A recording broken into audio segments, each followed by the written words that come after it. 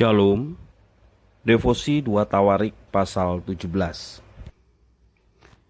Setelah Raja Asa meninggal, anaknya yang bernama Yosafat menjadi raja menggantikannya.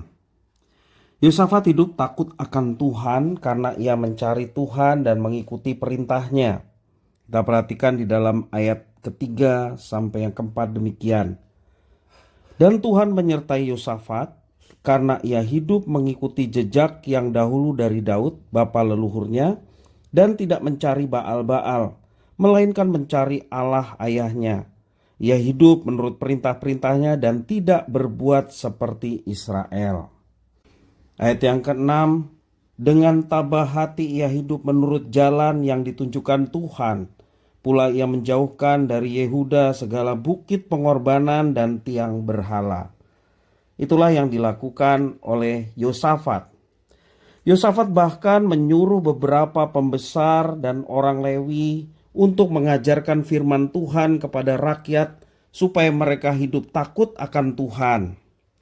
Ayat 7-9. Pada tahun ketiga pemerintahannya ia mengutus beberapa pembesarnya, yakni Ben-Hail, Obadja, Zakaria, Nathanael, dan Mika untuk mengajar di kota-kota Yehuda. Bersama-sama mereka turut juga beberapa orang Lewi, yakni Semaya, Netanya, Zebaja, Asael, Semiramot, Yonatan, Adonia, Tobia, dan Tob Adonia, disertai imam-imam Elisama dan Yoram. Mereka memberikan pelajaran di Yehuda dengan membawa kitab Taurat Tuhan. Mereka mengelilingi semua kota di Yehuda sambil mengajar rakyat. Karena kesungguhan hati, Tuhan memberkati Yosafat dan rakyatnya dengan keamanan.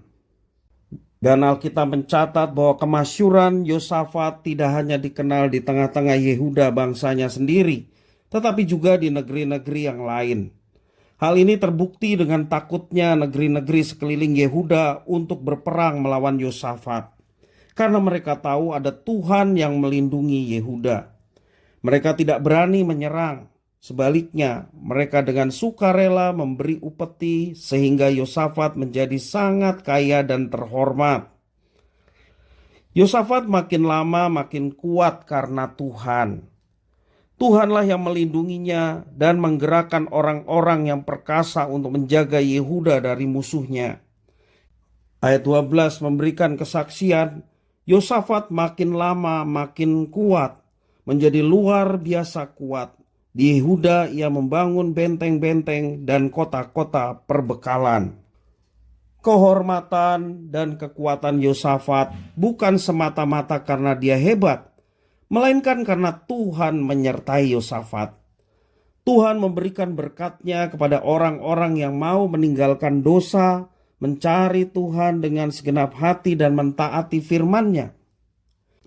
Berkat selalu tersedia bagi orang-orang yang mengasihinya dengan kesungguhan hati.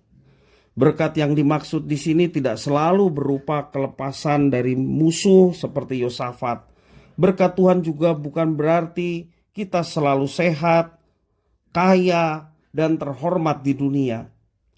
Berkat yang sejati bagi orang yang mencari Tuhan adalah kekuatan dan hikmat dalam menghadapi setiap peristiwa, baik yang menyenangkan maupun yang memberatkan. Berkat itu adalah damai sejahtera dan sukacita yang memampukan kita untuk menjalani hari demi hari dengan penuh pengharapan bahwa tidak ada seorang pun dan kuasa apapun yang dapat memisahkan kita dari kasih Allah. Berkat itulah yang akan selalu tersedia bagi kita yang mencari Dia. Tuhan Yesus memberkati.